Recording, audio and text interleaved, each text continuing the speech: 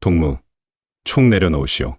그 말과 동시에 김민철의 등 뒤로 총구 3개가 겨눠졌습니다. 2024년 10월 13일 새벽 3시 두만강 철책선 앞 영하오도 30세 군단장 김민철, 김일성대학 수석 졸업, 아버지는 당 중앙위원. 하지만 그날 밤 민철은 총을 들지 않았습니다. 대신 철책을 향해 걸었어요. 쏴라! 지금 당장! 뒤에서 외침이 들렸지만 민철은 멈추지 않았습니다.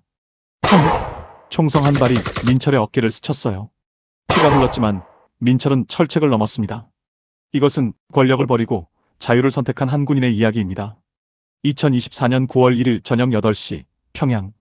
김민철은 30세였어요. 가장 젊은 군단장이었습니다.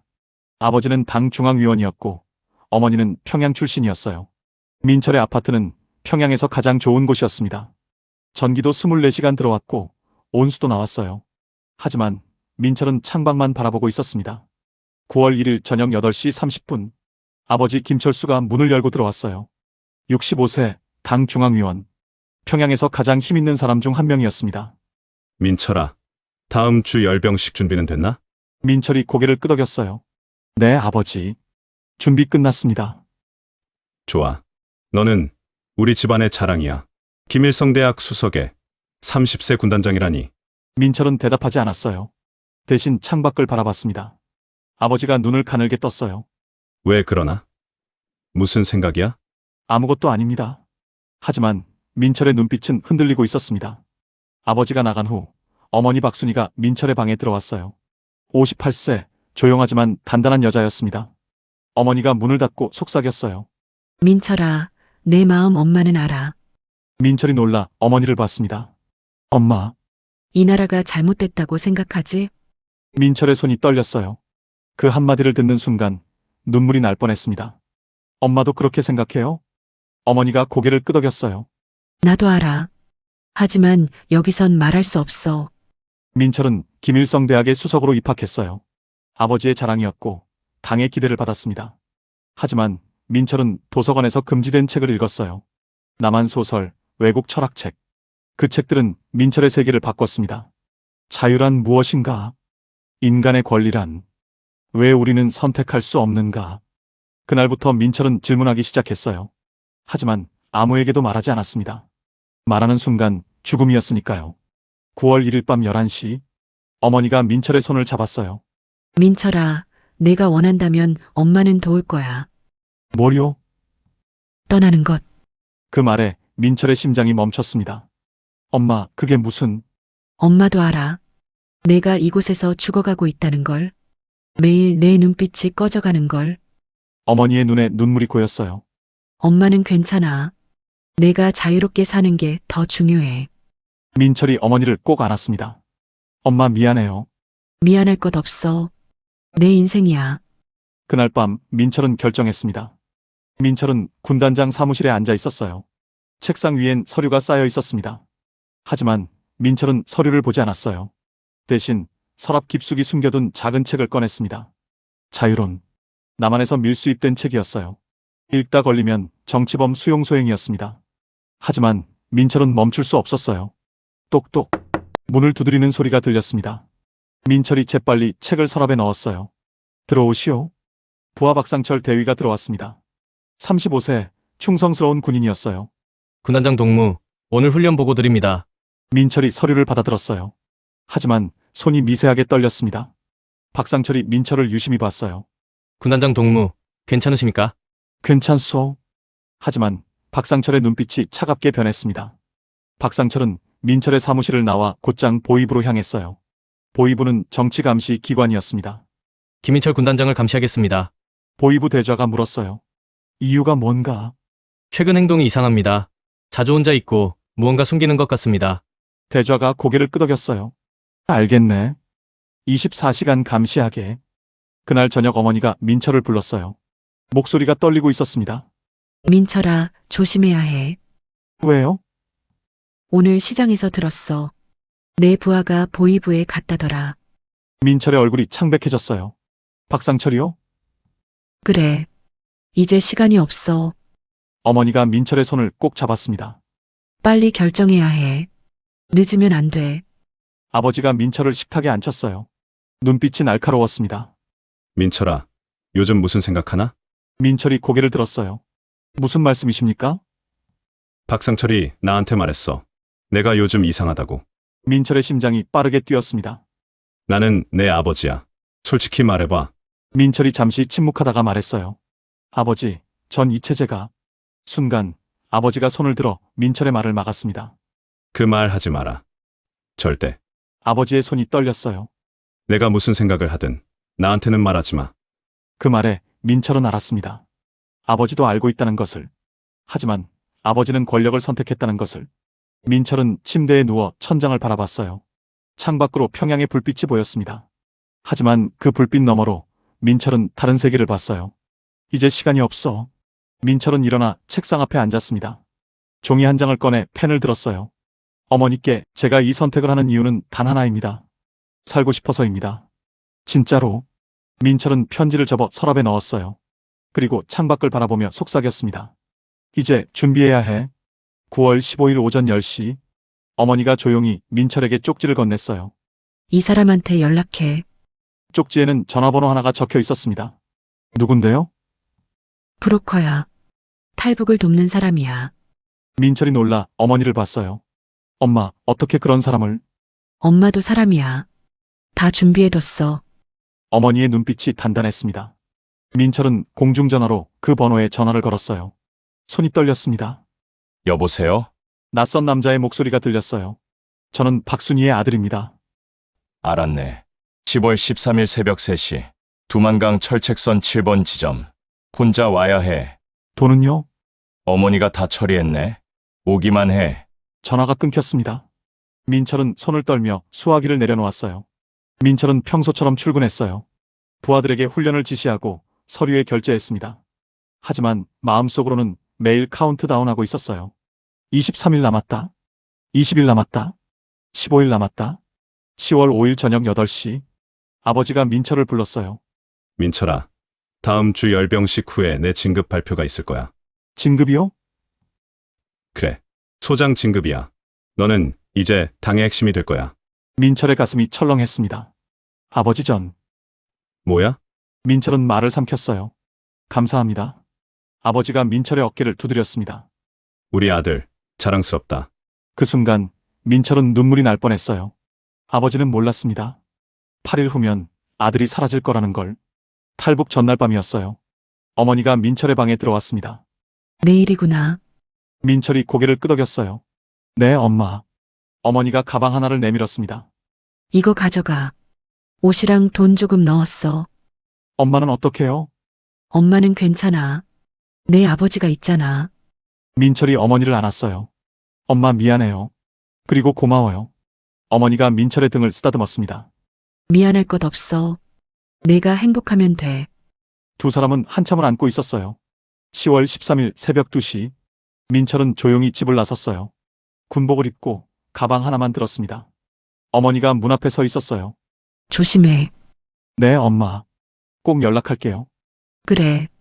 살아서. 민철은 고개를 숙여 인사하고 돌아섰습니다. 뒤돌아보지 않았어요. 뒤돌아보면 갈 수 없을 것 같았으니까요. 10월 13일 새벽 3시. 두만강 철책선. 민철은 7번 지점에 도착했어요. 어둠 속에서 낯선 남자 한 명이 나타났습니다. 김민철 맞나? 네. 좋아. 나를 따라와. 조용히. 둘은 철책을 향해 걸었어요. 그때였습니다. 거기서 뒤에서 외침이 들렸어요. 순찰병 3명이 총을 겨누고 있었습니다. 동무 총 내려놓으시오. 민철의 등 뒤로 총구 3개가 겨눠졌습니다. 브로커가 속삭였어요. 뛰어. 민철은 주저하지 않았어요. 철책을 향해 뛰었습니다. 쏴라. 총성이 울렸어요. 민철의 어깨를 총알이 스쳤습니다. 피가 흘렀지만 민철은 멈추지 않았어요. 철책을 넘었습니다. 그 순간 민철은 자유를 느꼈어요. 아니, 자유를 향한 첫걸음을.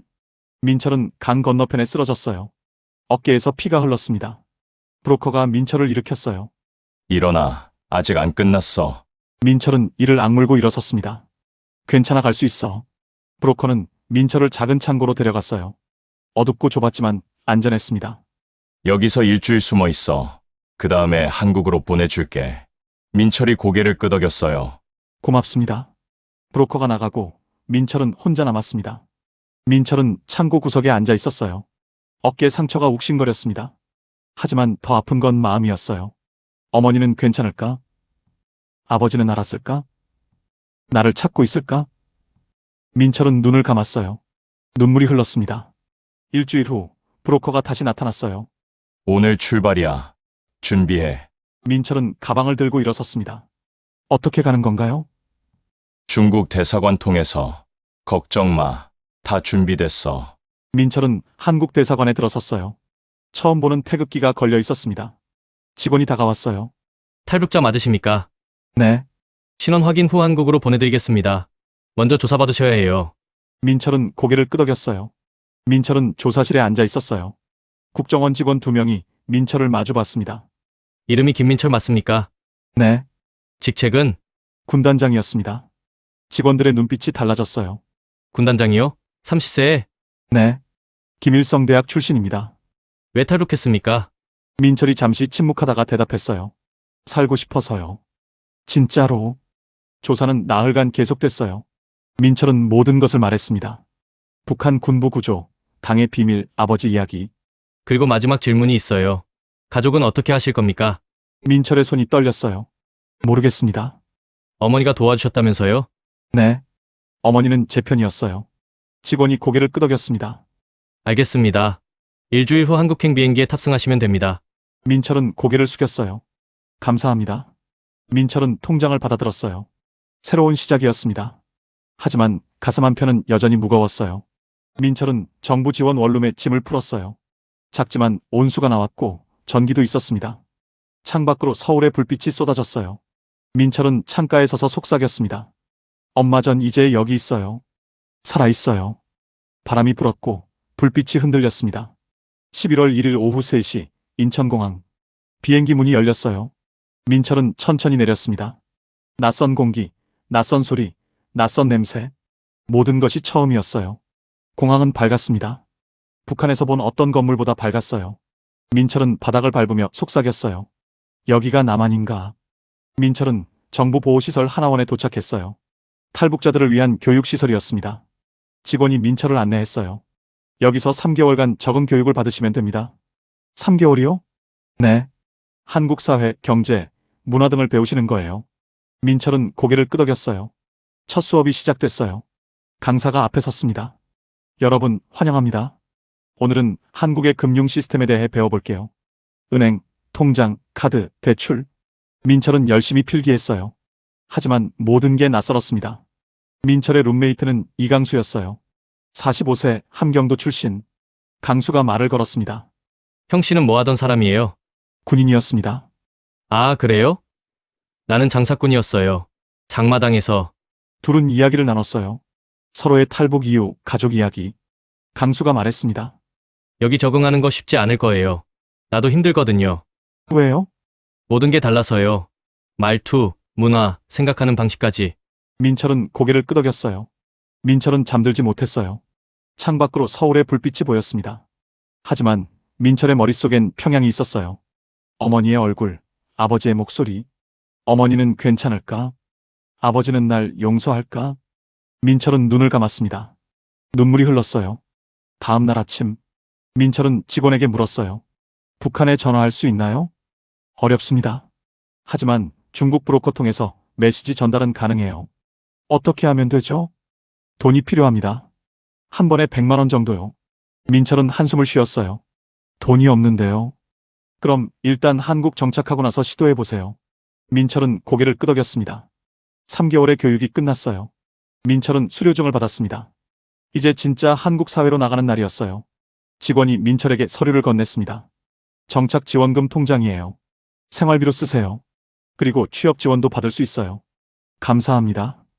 민철은 첫 직장에 출근했어요. 물류회사 사무직이었습니다. 면접에서 민철은 탈북자라고 밝혔어요.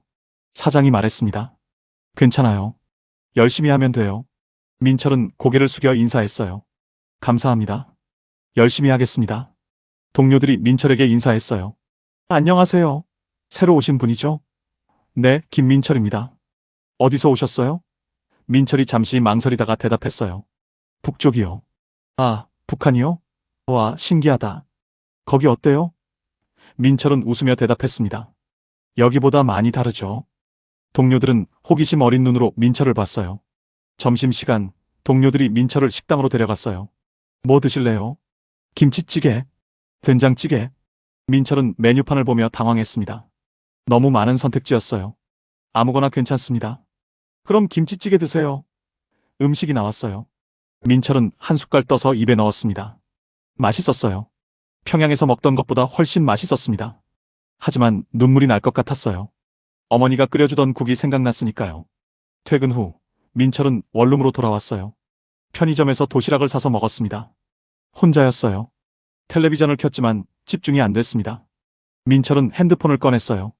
연락처는 단 2개. 회사 사장, 하나원 담당자. 가족은 없었습니다. 주말, 민철은 혼자 서울 거리를 걸었어요. 사람들이 많았습니다. 모두가 바쁘게 걸었고 웃고 떠들었어요. 민철은 그 속에서 혼자였습니다. 카페 앞을 지나가는데 한 가족이 보였어요. 아버지, 어머니, 아들. 함께 웃으며 커피를 마시고 있었습니다. 민철의 가슴이 철렁했어요. 하나원 담당자가 민철에게 연락했어요. 탈북자 모임이 있는데 참석하실래요? 네, 가겠습니다. 모임 장소에는 탈북자 20명 정도가 모여 있었어요. 나이도 다양하고 출신 지역도 달랐습니다.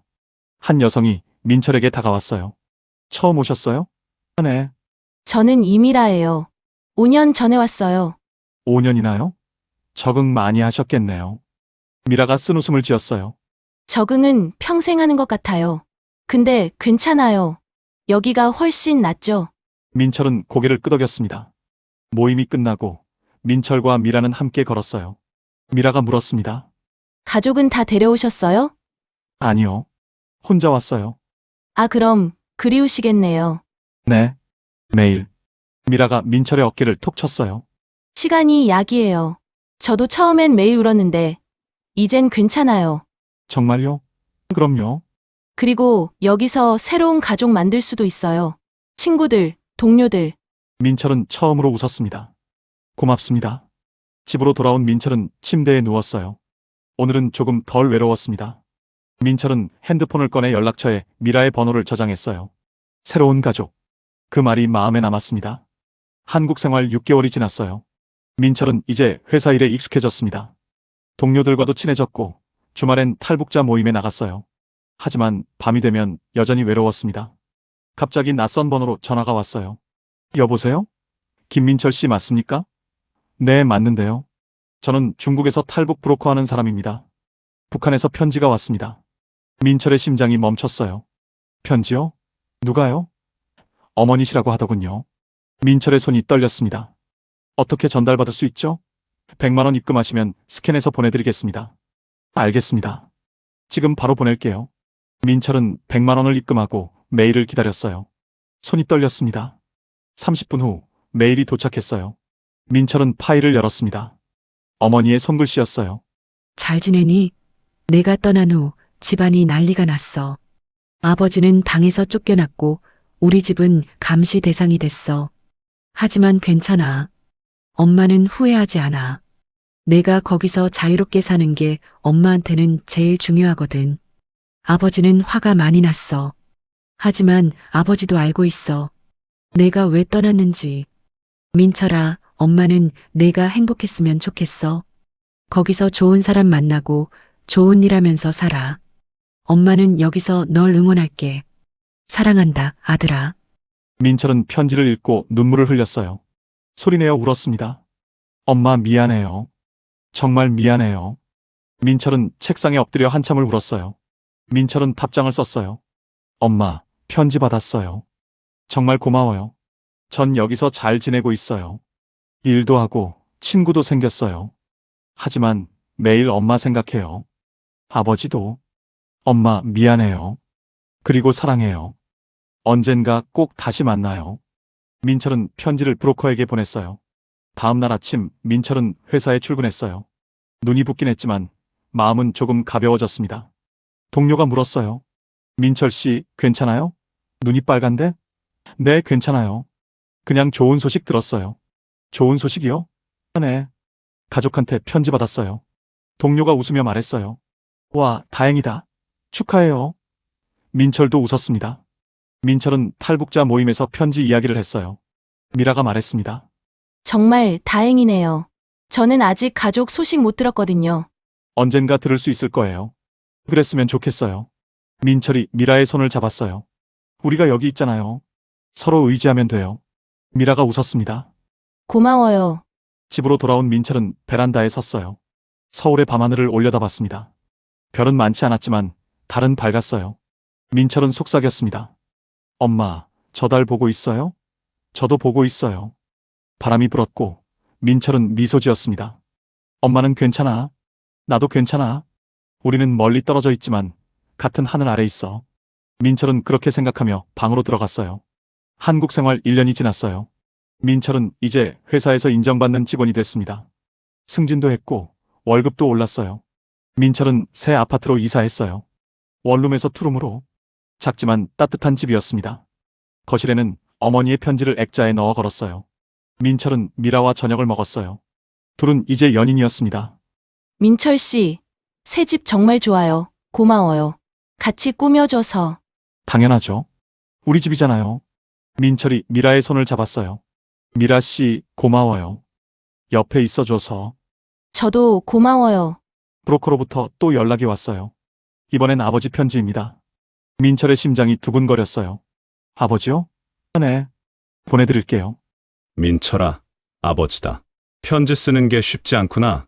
너를 용서할 수 없었어. 배신당한 기분이었거든. 하지만 시간이 지나니 알겠더라. 내가 왜 그랬는지. 이 나라가 잘못됐다는 걸 아버지도 알고 있었어. 하지만 아버지는 용기가 없었어. 너는 용감했구나. 민철아, 아버지는 내가 자랑스럽다. 잘 살아라. 민철은 편지를 읽고 또 울었어요. 하지만 이번엔 슬픔이 아니라 기쁨이었습니다. 아버지 고마워요. 민철은 답장을 썼어요. 아버지, 편지 받았어요. 정말 고마워요. 전 아버지를 원망하지 않아요. 아버지도 선택이 없으셨다는 거 알아요. 아버지 사랑해요. 엄마 잘 돌봐주세요. 언젠가 꼭 다시 만나요. 민철은 새로운 일을 시작했어요. 주말마다 탈북자 센터에서 자원봉사를 했습니다. 새로운 탈북자들을 도왔어요. 적응하는 법, 일자리 찾는 법. 한 청년이 민철에게 물었어요. 형님, 여기 적응하는 게 쉬워요? 민철이 웃으며 대답했습니다. 쉽지 않아요. 하지만 할만해요. 우리 함께니까. 민철과 미라는 함께 저녁을 만들었어요. 김치찌개와 밥. 둘은 식탁에 마주 앉았습니다. 미라가 말했어요. 민철 씨, 행복해요? 민철이 고개를 끄덕였어요. 네, 행복해요. 그럼 됐어요. 둘은 웃으며 밥을 먹었습니다. 저녁을 먹고 민철은 창가에 섰어요. 서울의 불빛이 쏟아졌습니다. 미라가 옆에 섰어요. 뭘 보고 있어요? 그냥 저 불빛들. 다 누군가의 삶이잖아요. 그렇죠. 저도 이제 저 중 하나예요. 미라가 민철의 손을 잡았어요. 맞아요. 우리도 이제 여기 사람이에요. 민철은 침대에 누워 천장을 바라봤어요. 1년 전 두만강을 건널 때가 떠올랐습니다. 총소리, 피, 공포. 하지만 지금은 평화로웠어요. 민철은 속삭였습니다. 엄마, 아버지, 전 잘 살고 있어요. 여기서. 창밖으로 달이 떠올랐어요. 민철은 눈을 감았습니다. 에필로그 민철은 자유를 선택했습니다. 그 대가는 컸어요. 가족과의 이별, 고향과의 이별. 하지만 민철은 후회하지 않았습니다. 왜냐하면 민철은 이제 자신의 삶을 살고 있었으니까요. 선택할 수 있는 삶, 사랑할 수 있는 삶, 꿈꿀 수 있는 삶. 그것이 민철이 두만강을 건넌 이유였습니다. 그리고 그것이 민철이 매일 아침 눈을 뜨는 이유였습니다. 살아있다는 것. 그것만으로도 충분합니다. 긴 이야기 들어주어서 감사합니다. 구독과 좋아요, 댓글로 이야기 나눠요.